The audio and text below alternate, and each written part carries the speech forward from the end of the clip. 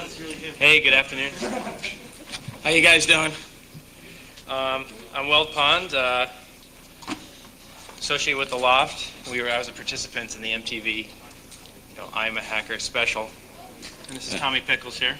I'm Tommy Pickles from Moloch.org, and I kind of gave the idea and followed through on the true life thing, so don't throw the cans and bottles yet. But basically, I know the whole behind-the-scenes fact of the MTV thing. So I'm going to talk about what it was like to be a participant in one of these wonderful hackers in front of the media. They try to document what it's all about and maybe put in some context with some of the other things I've been involved in.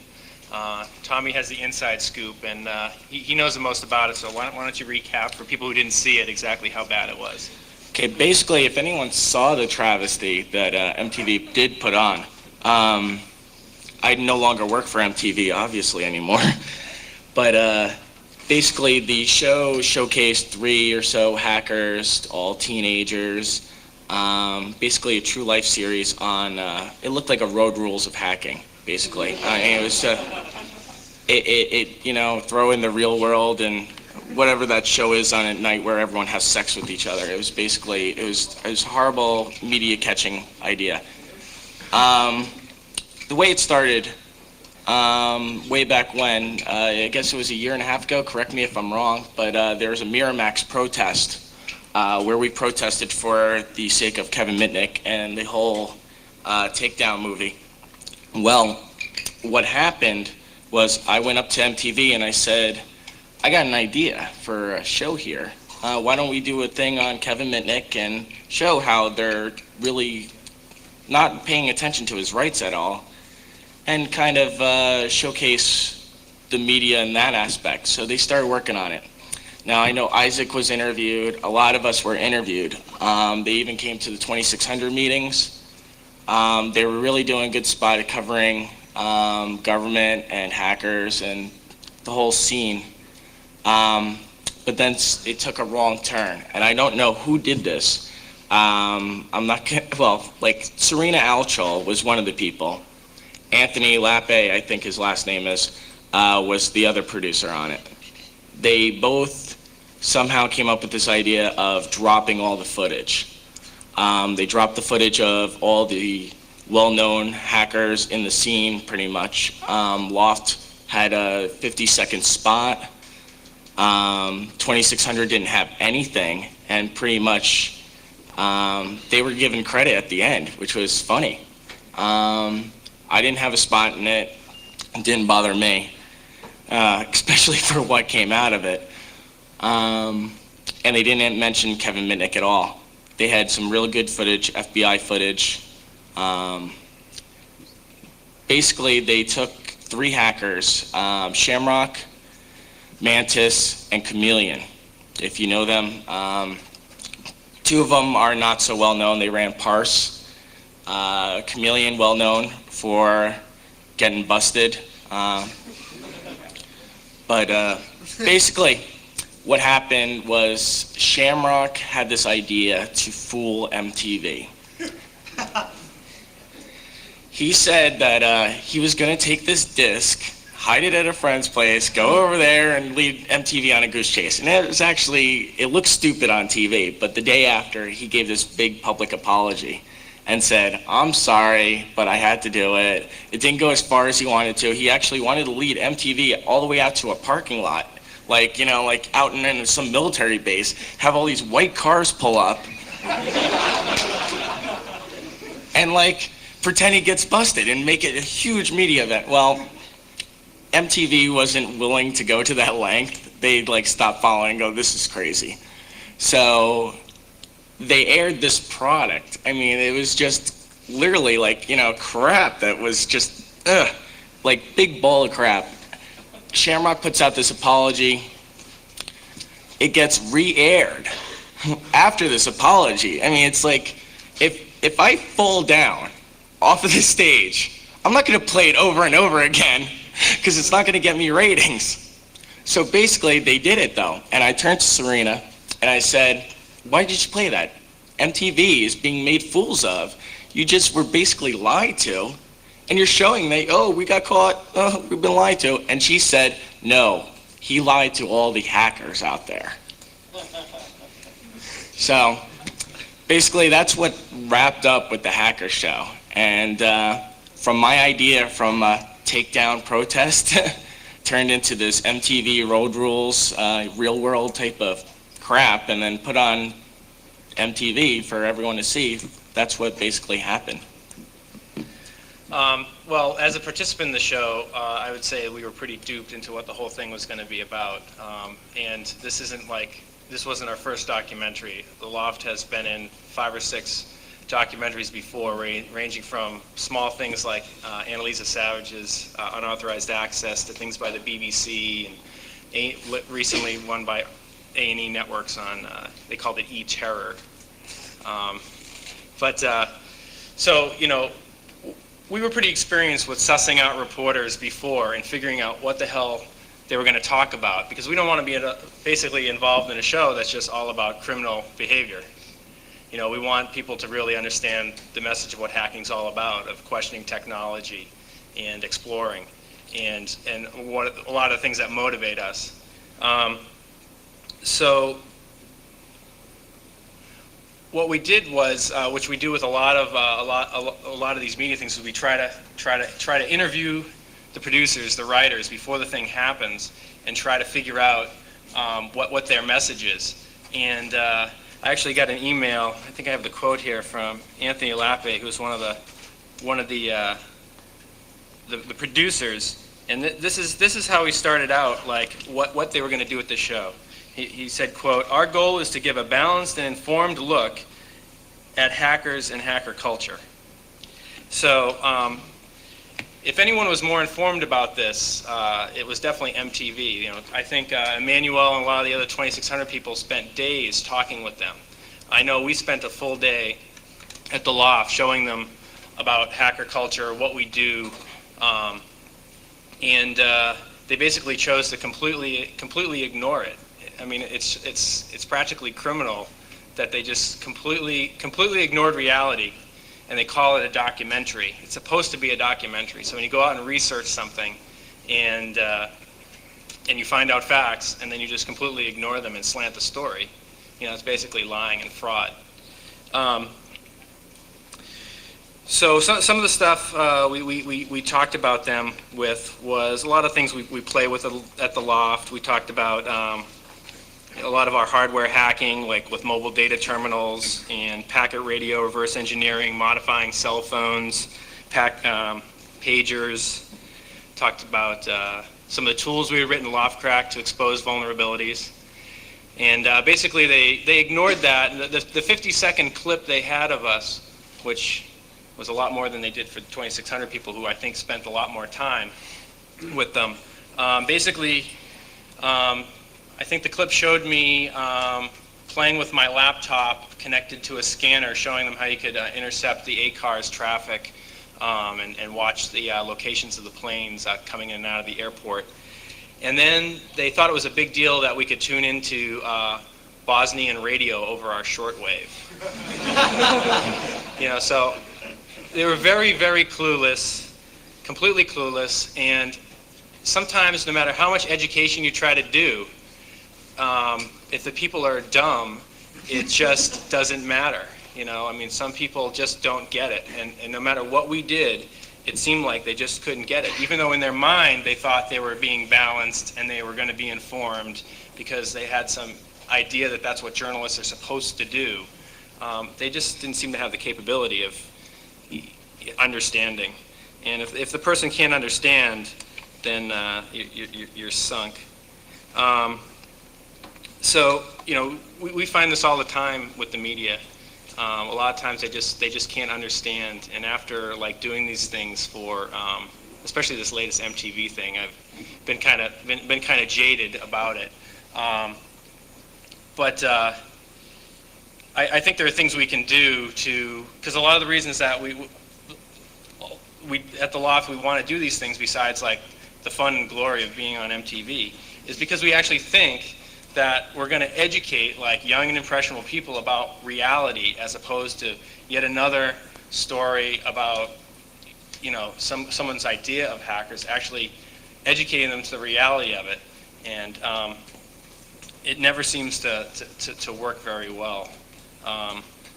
So I think that people in the hacker community have to just basically go outside the media in a lot of ways, and I think what 2600 is doing with Freedom Downtime is exactly the right thing to do. I mean, it's hard and it costs money, but it's really the only way to do some of these things. And that's one of the reasons we started H&N, Hacker News Network, was to have an alternative voice. And with the technology today, it's easy to have that alternative voice. And attrition.org does a great job of having that alternative voice and debunking all the media stuff.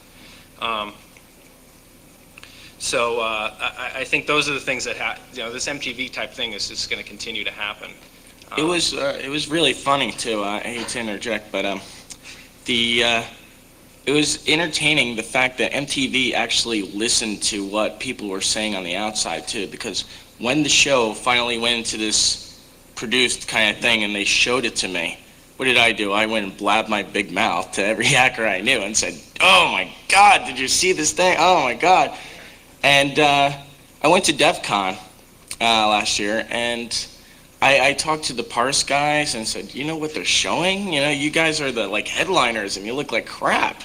And I called Off the Hook all the time too, giving updates, saying, "Hey, you know what they're doing?" Whatever like that.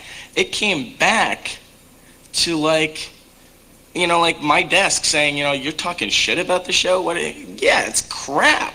What came out was just like this. It was this vehicle for the teeny bopper kids who could now say, "Oh, I saw The Matrix. I saw the MTV thing. I think I'm cool. I'm gonna get me a computer and my AOL account and steal credit card numbers."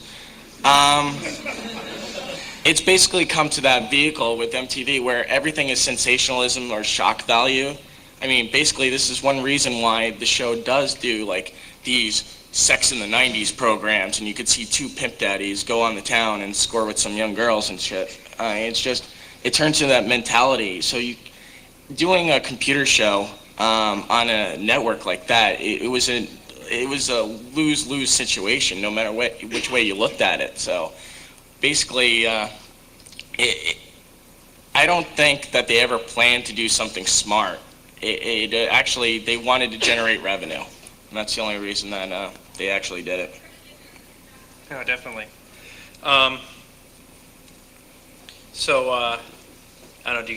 I don't know if I have much more to say. If you guys have questions about doing these media things. Yeah, we have a question back there. You want to step up to the microphone so we can all hear you?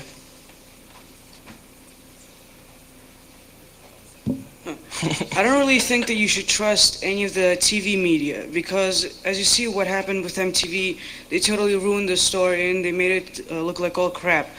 But when you look at the newspapers, like New York Times, when they supported the DACSS and everything, I think you should look into other forms of media, like newspapers and radios, which actually don't stretch out the truth or don't censor anything to that extent that TV does.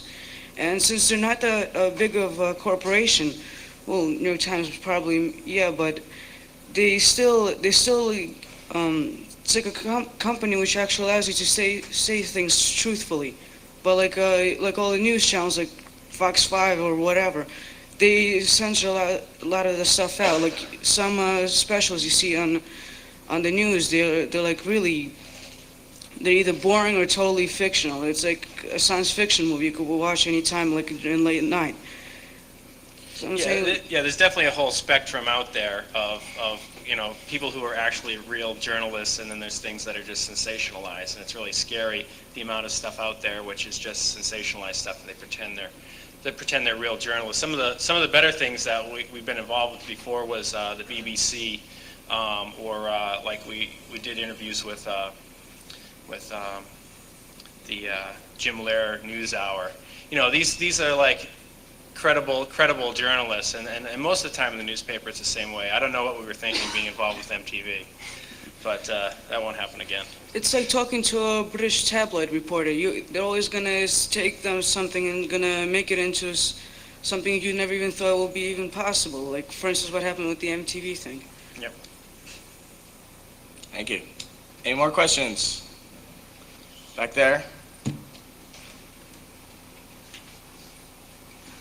I don't have cable, so I never got to see the MTV thing. But I was wondering if, like, Oh, here you go.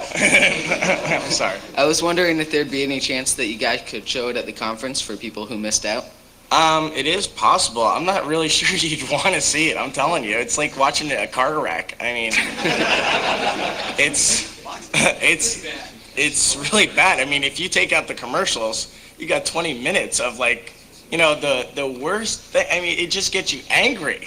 If you want to go beat the shit out of somebody, I recommend watching it because it's going to get you so angry at how they portray, like, now, like, whenever you say the word hacker to somebody, I mean, like, my mom knows, like, ooh, I'm in the computer underground or whatever, but it's a To give you an buzzword. example of like one of the segments they had, is it Mantis, was showing how he had the Matrix on his laptop and that he could play, he downloaded it and he could play it.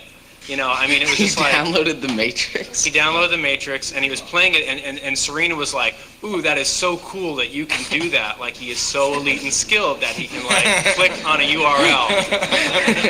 You know, I mean, that is, and that's not the low point. I mean, that's basically, you know, that was one segment of what was exciting. And then Serena, like, at the very end of the show, I think she had her caps lock keys stuck, and she was trying to log into AOL, and she said that her account had been hacked, and she actually sent email asking for advice on what she should do. Wait, how does she send email if she can't get into AOL? That's a good question. Well, no, Serena used to call me all the time as her resident helper computer thing. She's a good friend of mine. I talk to her. I have no qualms with her. It's just the way she runs her business, the way MTV runs its business. But she was that ignorant where she would always say, oh, a computer hacker must have broken my computer because I produced this segment. So they're all after me. Which, I mean, MTV's network is pretty secure alone. I mean, MTV runs a really secure network. And they But- use AOL? Yeah, they No, let them go out on AOL clients, though. Yeah, personal AOL counts. It's not what they use for mail. Yeah. That's how she's able to send mail. But she is that wowable, I would say. I don't know another word that, like, excitable about things like watching The Matrix on your laptop or cruising around with Shamrock in his car as he listens to the police frequencies on his scanner. Ooh. Boy, you know, like, you think these people never heard of Radio Shack before, so. All right, and I also had one comment on the last comment. You can't really generalize that all TV media is bad and all newspaper media is good, because, like, look at John Markoff. He works for the New York Times. I don't I don't think we actually said that. But, Yeah. No, Well, no, well, the last I'm question. just saying what the kid was saying. oh, sure. TV media can be bad. I recently did a thing with my group with NBC4 here in the city with Chuck Scarborough. And we sat for like 2-3 hours with him talking about serious issues. And the only pieces that they put on TV of us is the fact that I got busted and another member of our group also broke into a system. And they used that as the sensational part of it. They did a spin on it though. They said we were hackers working in the sector as white hat people. In the past, we were black hat, but now we've corrected ourselves, which was totally wrong to say about us anyway. They made a broad generalization of what we do. But they didn't smear us, but it showed that the media's out there to get one thing and one thing only, the fact that people are going to watch it. And it was put on during Sweeps Week, by the way. So it shows you what the media's plan was. Do you think the media will ever get it right? No. No. No. I don't think they can really understand. I don't think they understand, and that's why we have to tell the story, like, with our own voice, without their filter on it. And if there's anyone out there, since I'm up here, I'm not going to provocate it, but if someone wants to actually encode the MTV show and throw a link up, we'll link it to our page. You know, but I'm not going to put it up since there could be legal problems with that. Yep. Question? Could you, sorry, could you comment on John Vernazovich's role as technical consultant for the program? Well, again, the MTV people were ignorant and duped. I don't know, maybe you can comment on that more. I'm not going to name smear, but MTV kind of grabbed the people who are out there in the media, I think. And JP is one of the people who's out there in the media pretty widely. So I feel that's the only reason that he got on there.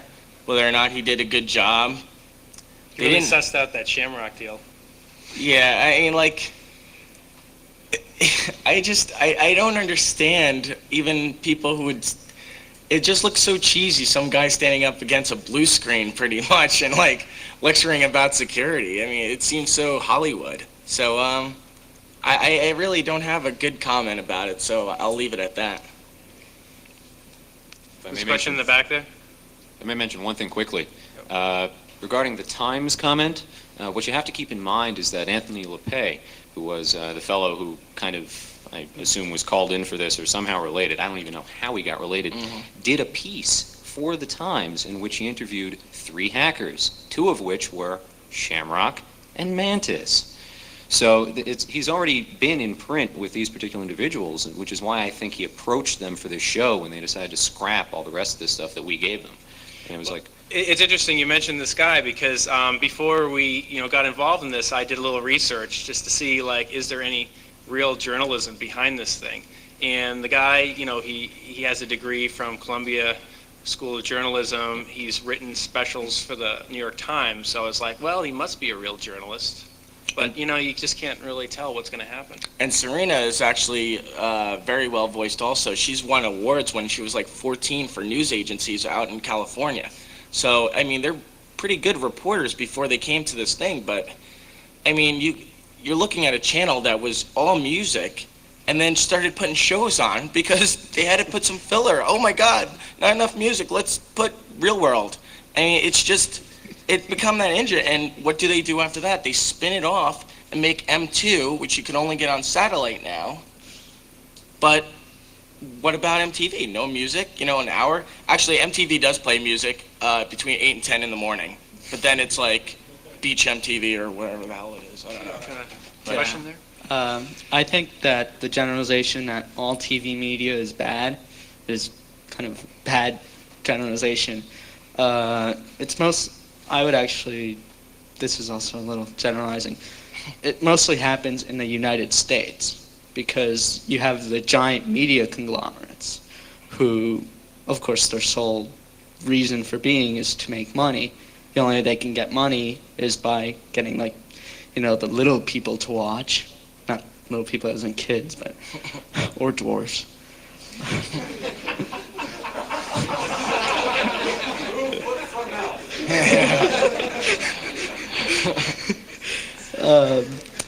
But in a lot of European and foreign countries, it's state media, which a lot of times is bad too.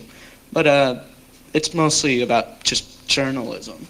No, the state media, yeah, you're absolutely correct. And some of the shows that we've been involved in with the BBC, where they did a history of the internet, CBC did a show on privacy, which is a Canadian broadcasting company, and then things we've done on for the Jim Lehrer NewsHour on PBS. It seems like the state-run stuff is actually more truthful. Yeah. It's kind of weird. Also in the U.S., you do have a lot of government involvement in the media. So you do have the government kind of rubber stamping things. Yes, in state-owned media you do, but there isn't that whole big thing where the U.S., like, Canada isn't pretending to be like the policeman of the world. So they really don't have that fear. And also, a lot of other countries, like the U.S., has the biggest incarceration rate in the world because of laws like that and paranoia like that. And, that's it. Okay, thanks. Okay.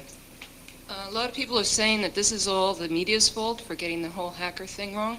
You've got a bunch of 14-year-old kids calling themselves hackers, going with this whole image, and giving the media this image. Just looking at the MTV special, this kid, Mantis, is calling himself a hacker for downloading the Matrix.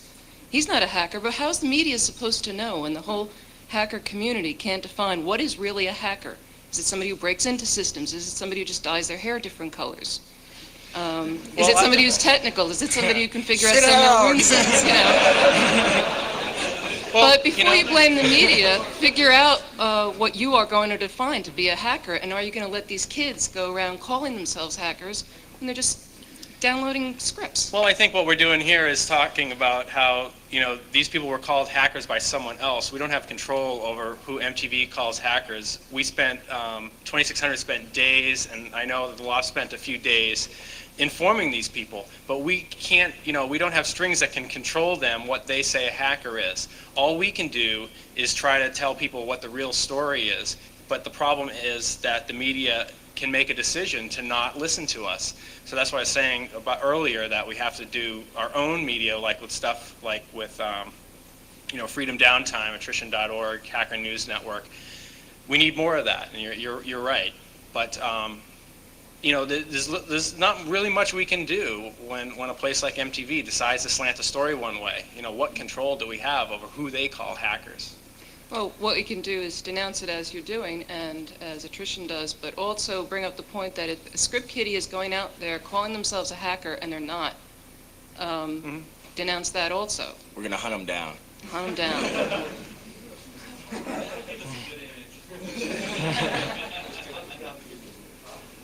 Has the law for 2600 ever thought about suing MTV for libel in a class action lawsuit in terms of, destroying the truth? Can't do it. I don't know if you can do that. Yeah. Can't do it. They didn't libel us. They didn't libel. I mean, if it's an error of omission, there's very little you can do. If they have facts and they choose not to report them, that's bad journalism. It's not illegal. One of the things I've learned, besides MTV's fleet of lawyers, and I mean fleet, it's not like they call up somebody like at Schumann and Schumann, hello, we need to sue somebody. They have a whole floor of lawyers. So it's not like even if you wanted to battle an engine like that, I mean, you might have a chance, but literally it would be hard. The other issue is there's the difference between media as in an MTV or media as in news. Media as in MTV is an entertainment company.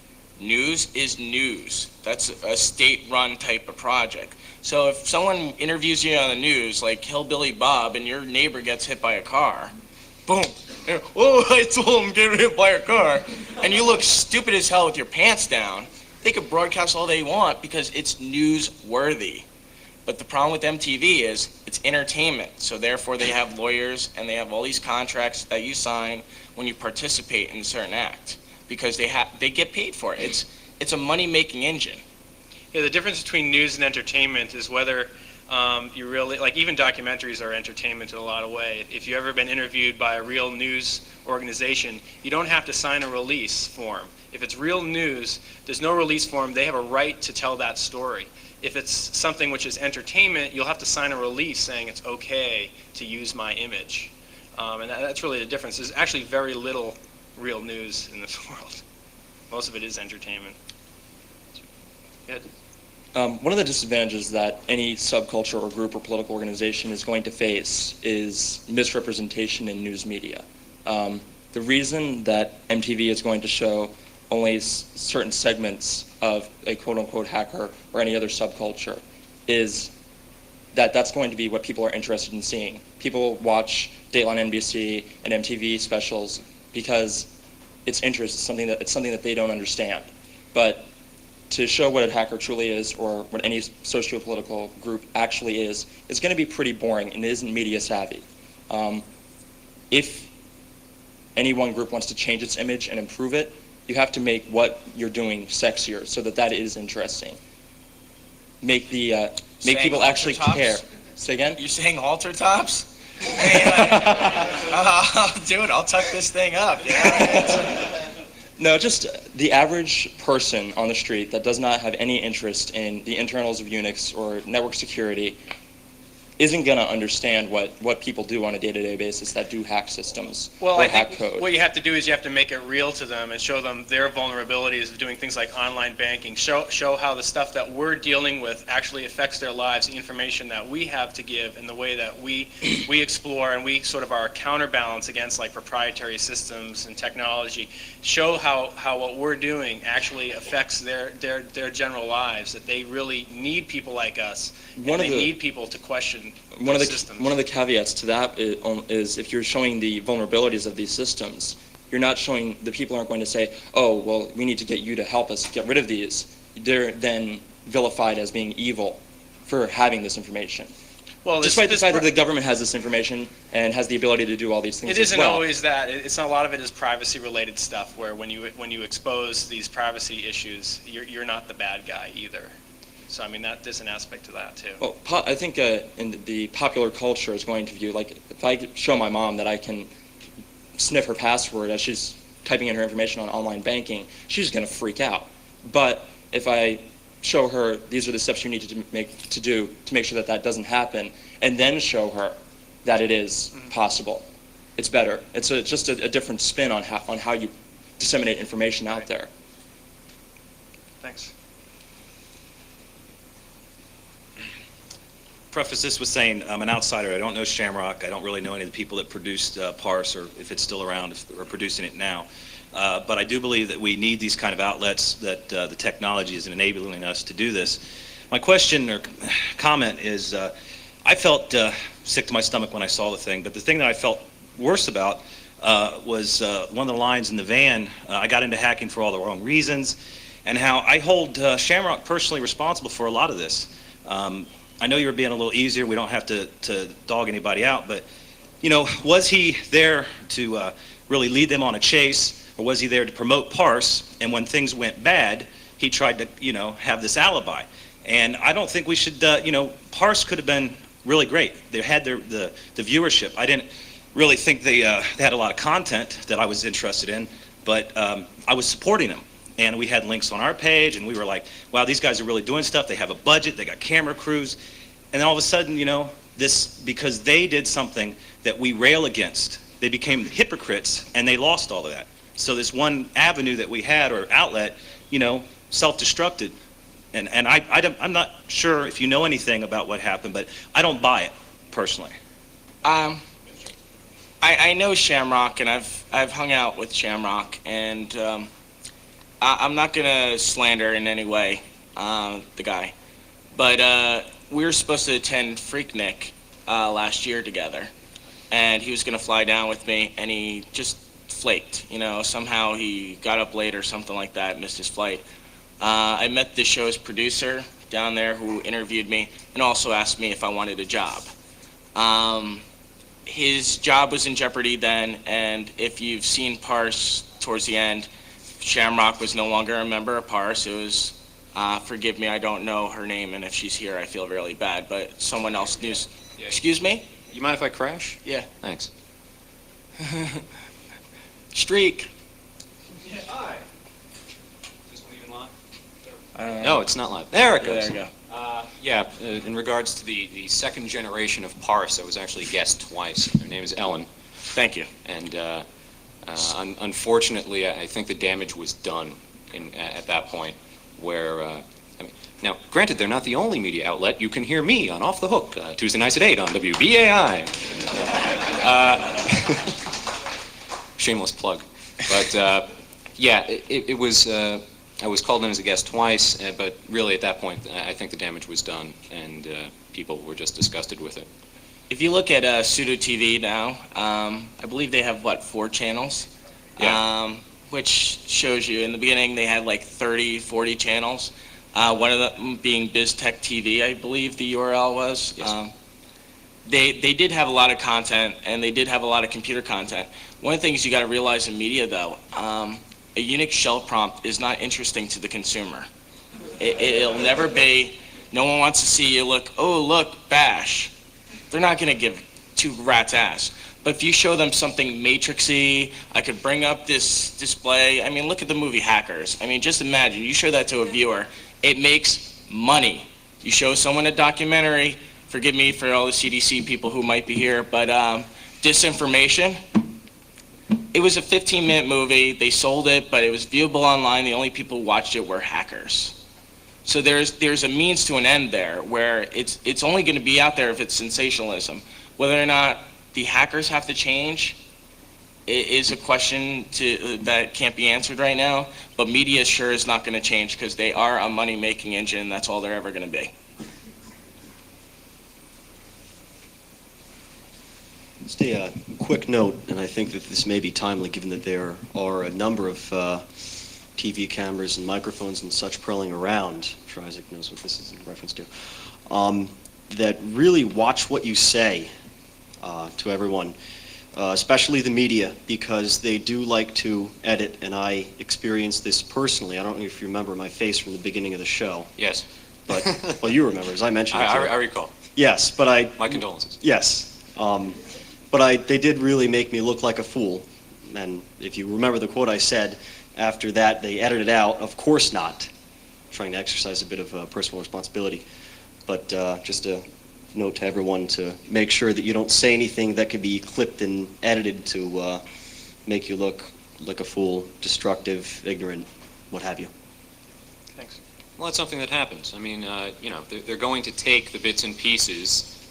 When you're approached by the media, more often than not, they've already got the story in mind, and they're just looking for quotes from you, sound bites from you that are going to fill and progress it towards that point that they're going to try to make. Is it responsible journalism? I would tend to think not, because they'd be ignoring whatever you manage to tell them. For instance, when Serena came to WBAI, I had no idea she was going to show up, because I usually have no idea what's happening with that show in general. She shows up, we go off into a room, and we just talked for hours. And the basic questions that we got to were motivation, why do you hack, things like that, which are always the classics, and they were completely ignored. Now granted, I am very happy not to have appeared anywhere in that MTV piece. In fact, I was fairly nervous looking at the little thumbnail-sized photos on the website.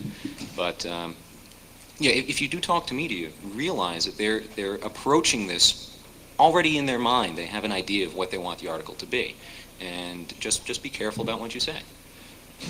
They did come into the 2600 meetings a lot too. They Yes. actually got kicked out of the city court building because they didn't have a permit. Yeah, I got an email after that. How do we manage to get a permit for city court?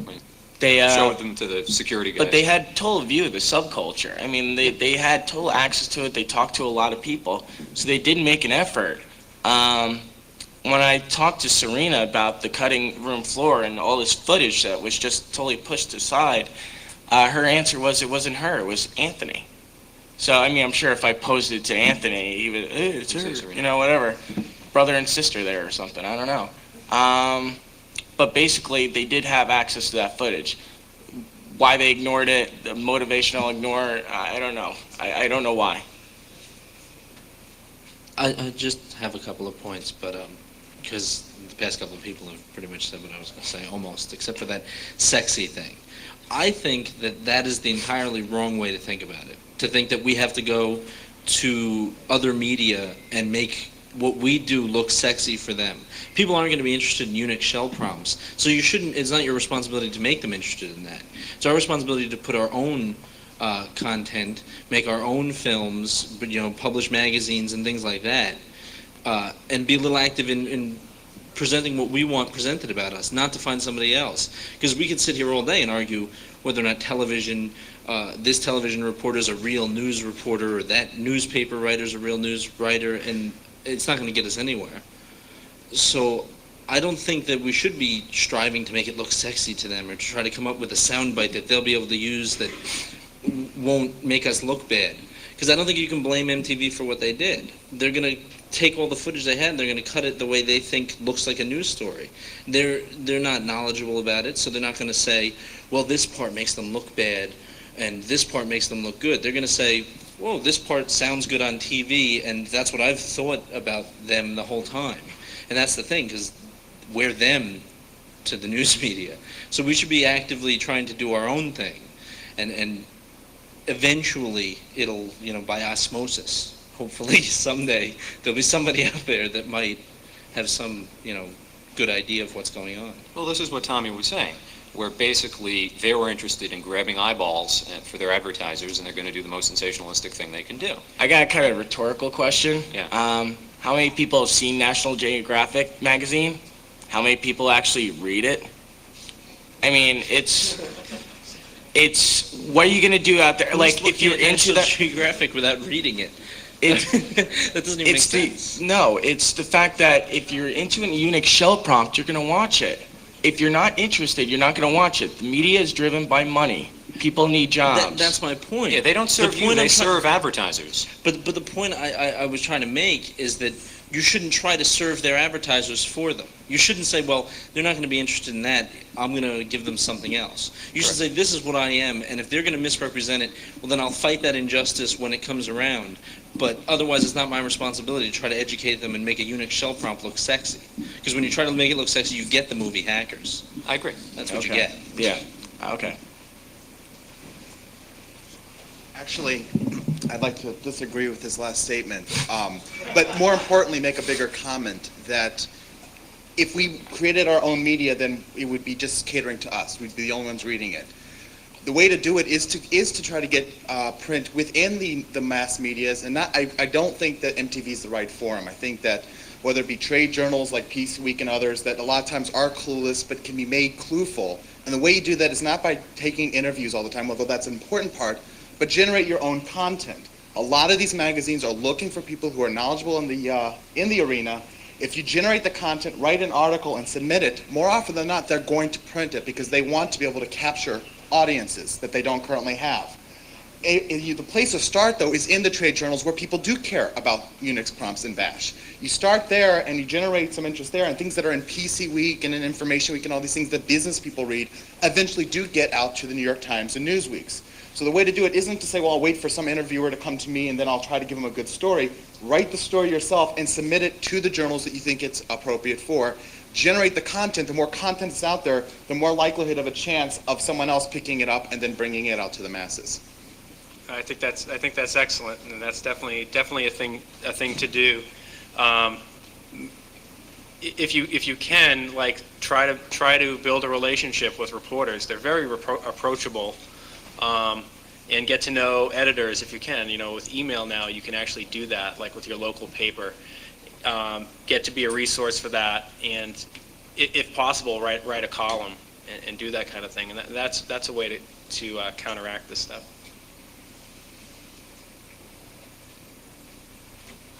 Is there any value in having a crappy show like that, which has this kind of grand, oh, look what I can do with a computer if I get interested in it? And just generating interest, and that's like the wrong channel, sort of. But once you're there, you meet people and you kind of get into the whole idea of what it really is. Like maybe if you're really inexperienced or something, you think you can, you know, be Superman or something, or Neo or something, and then you like get into it. Right. You know, and maybe like good things come of it. You know, like you get a bunch of you know, patches to the kernel or something that comes out of it. Just more people, you know, and maybe that's. You're talking about how a show like that can draw people into it, and then as they're in the environment, they can learn what it's really about. Detoxify them over time. It works, but you're going to wind up with, for every one valuable individual, like 3,000 who are just doing it for the pick of the week. I mean, one of the things I was telling Serena was, you know, hi, I'm Isaac, I'm a hacker. Do notice the fact that I am not on rollerblades, I am not wearing Teflon, I am, you know, my hair is generally well combed. I'm sorry about the hair again. You know, I tend to think I like to speak fluently. It's, yes, that image can attract individuals to the community, but I would tend to think that the price is too high to bring people in that way. Reason why I'm dyeing my hair is I'm almost 30, so I'm trying to hold on to the youth, okay? It's not a hacker thing. Thank you. I also, the reason why Serena and I were, like, she knew me as a hacker is because I did work for MTV and I did the networking there, so that's the only reason. And, you know, I didn't get interviewed for the show, or I wasn't on the show or anything like that. I was, like, a technical advisor for a little bit and then got cut. And by the way, they did lay me off shortly after the MTV show was on the air. After 3 years. You got a good severance package, though, right? Yeah.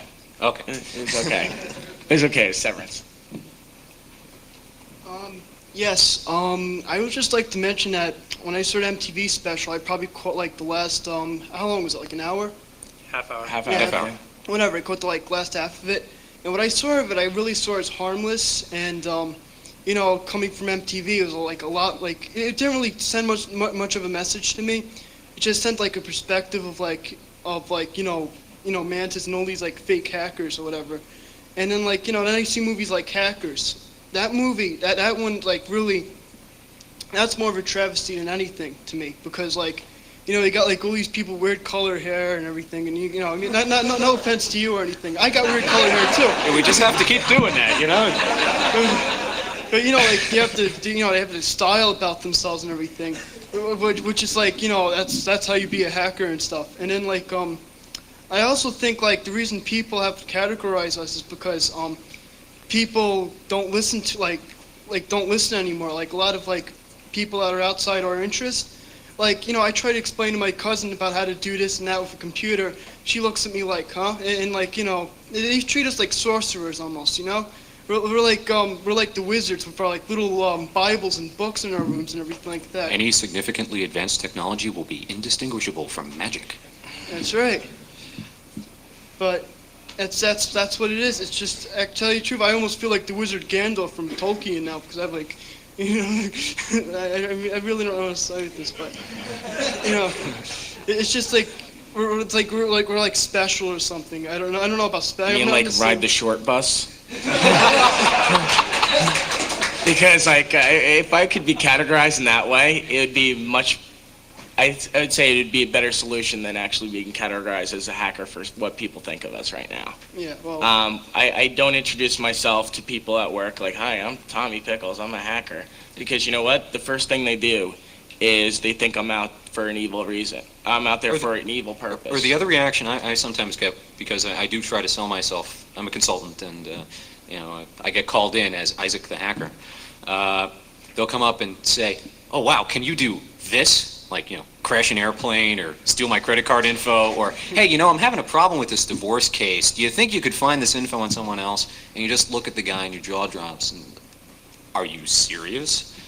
It's a very sad kind of state of affairs that this is the stereotype we have to live with. But my basic advice is kind of ignore it. Just do your own thing. It's going to be there because that's what the media is going to continue to dish out. Okay, yep. Well, my one question though is like, how would you define a hacker? Certifications. I disagree. I just like certifications at all levels. It's one of the bigger questions. What is a hacker? And you're going to get a lot of responses depending on who you ask. Well, I've seen many definitions, and I think I come to the fact that maybe like all of us here can be hackers, and it's just the idea of going on the computer, going on the internet, going on internet relay chat or whatever like that, and then like, you know, downloading copyrighted material. I don't know. It's like so much there. Yeah. To choose from. I mean, they consider us outlaws because, yeah, well, you know, like a lot of us do illegal stuff by like downloading MP3s. Hacker becomes a convenient box to put a lot of people. If it involves computers and some kind of nefarious activity, people like to throw them in the hacker box. I've heard definitions from hacker that get as strict as you must have a soldering iron and play with, you know, the hardware of certain key systems. You must know Unix inside and out. And I've seen it go as broad as anyone who has any interest in pushing the envelopes of technology could be considered a hacker. For instance, the guy with his '57 Chevy in the garage who can pull apart the engine, you know, throw it back together, and then go and have dinner all in one day. I tend to like that more broad definition. Well, I think the broad definition is a little bit better because notice how some people categorize it as computer hackers. Right. So they can be automobile hackers or whatever the case may be. Well, the more convenient ones are radio, technologies like that, telephones, and so forth. Right. Yeah. I personally think the word hacker has been overused. So therefore, after this panel, we're all going to get together and make a whole bunch of new terms and copyright them so no one can use them ever again. Yes, I like this. It won't work. It won't work. I mean, there's a bunch of people still trying to push cracker, which, as an amateur cryptologist, I'm still somewhat against. We had that for a long time, and well, regardless. You can't push terms on the media. They're going to do whatever they want to do.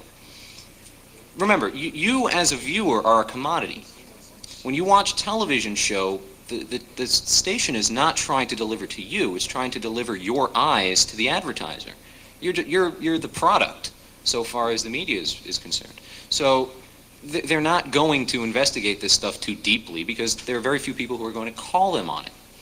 Of course, as you try to make your show more and more sexy and whatever else, and you're picking up on the whole hacker subculture with the Teflon and and the rollerblades and the skates and the weird things like that. Movie Hacker says it all about the image there. Right. It's 100% image, and it's the stereotypical image. Now, one of the challenges I like to give to media people is, you can do a reality check that can get just as many viewers as peddling in that same sort of image that everyone else is doing. If you separate yourself from the pack so far, folks are just going to tune in to get the reality check on the rest of the stuff they've been ditched. Imagine USA Today. Hackers perceived non-threat, friendly hacker saves XYZ. You can wind up getting as many people pulling it off the stands as for hacker downs TWA, whatever. Or a hacker interrupts NASA communications, which didn't happen. But, yeah, what was the point I was trying to make? I don't know. Okay, thanks. Well, I'll just thank you. I think we're out of time, so thanks for coming.